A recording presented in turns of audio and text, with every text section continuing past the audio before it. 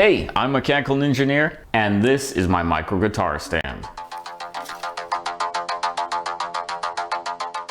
I have a bit of a confession to make. I own 3 guitars, not an addiction, but not a single guitar stand, which is super inconvenient. What I'm usually forced to do is either lay them out flat on the floor and try my best not to step on them, or stack them up in the corner and hope and pray they don't fall over and break. Neither of which is a good solution. I've looked both online and in music stores for stands, but the only ones I can find are quite large, and since I'll need 3, that's going to take up way more space than I'm willing to part with. So I've decided to make my own. But not just any one, a micro one. Let me show you what I'm talking about. What I propose to do is cut out several small boards and place them just the right distances apart to kind of pinch my guitars. I say pinch, but it's going to be more of a loose fit. This way, will I not only have easy access to all of the guitars, but the stand itself should also be very compact. And yes, I am doing this for 3 guitars, but if you have more or less, the same setup should work fine. But enough talk. Now that you know the basic plan, let's get started on the build.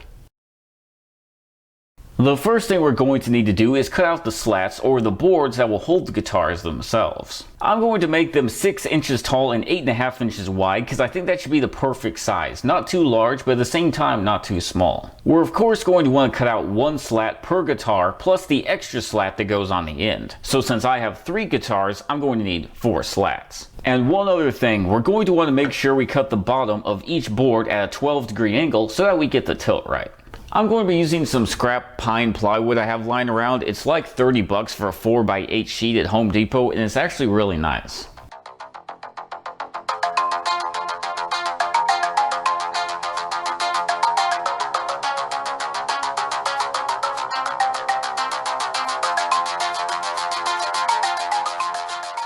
Now that we have all 4 boards cut out, and again you're going to want more or less depending on how many guitars you have, we're going to want to cut a notch out of the bottom sides, aka the side with the angle. We're going to want them to be 2 inches tall and 3/4 inch wide. That way we can insert boards into the channels that will hold everything together, but I'm getting ahead of myself. Let's go ahead and cut these out.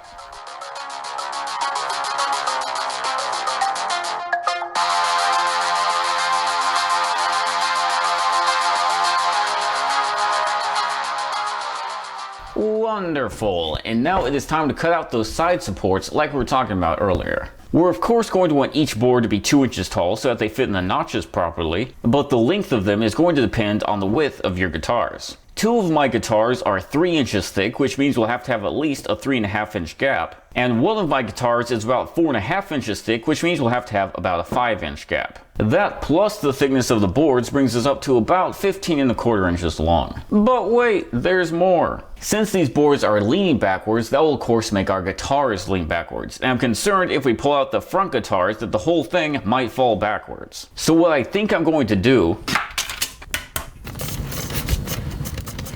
is have the back of these sideboards stick out just a few inches too long and then loop back up to form kind of like a triangle shape in the back of the stand. If you're confused, it's your own fault because I explained that beautifully. That should completely eliminate any chance we had of this thing falling backwards, plus I think it looks pretty cool. Oh yeah, and of course we're going to want to cut the front of the boards at 12-degree angles to match our slats. Did all that make sense? I hope so, but if not, don't worry about it. I'm going to show you what I'm talking about. Initiate time lapse.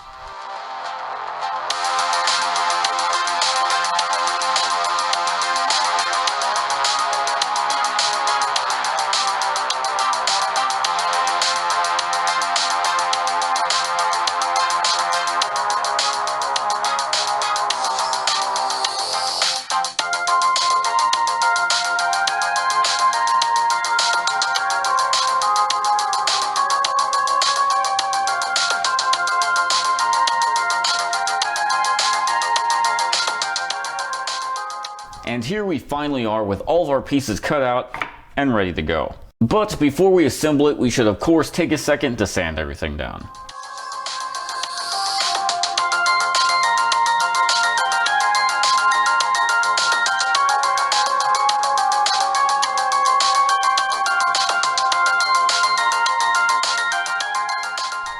Ooh, that's so smooth you could lick it and only have about a 5% chance of getting a splinter in your tongue. Those are good odds. With that, we are now finally ready to assemble it. Assembly is going to be pretty straightforward. I'm just going to use some Type Bond 2 wood glue and a nail gun, so let's get started.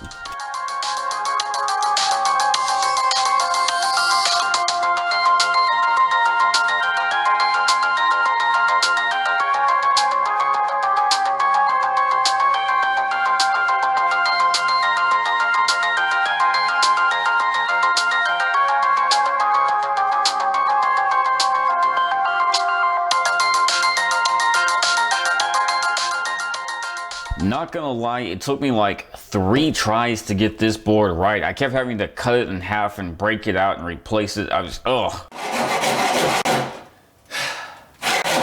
But that's okay, we're here now. So I'm going to grab my wood putty and start filling in these nail holes, then we can sand everything down one last time.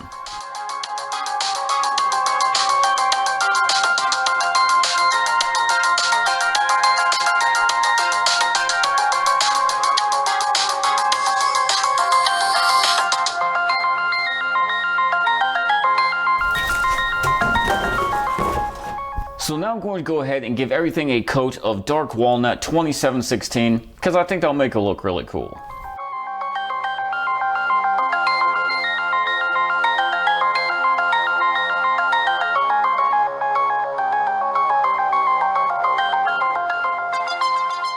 Hey, that looks pretty good. As I'm sure you saw in the video, I did do a little bit of light sanding after the stain dried, and that's primarily to make it look a little bit more worn and weathered, but also to show off the grain of the plywood a little bit. I really like how that looks.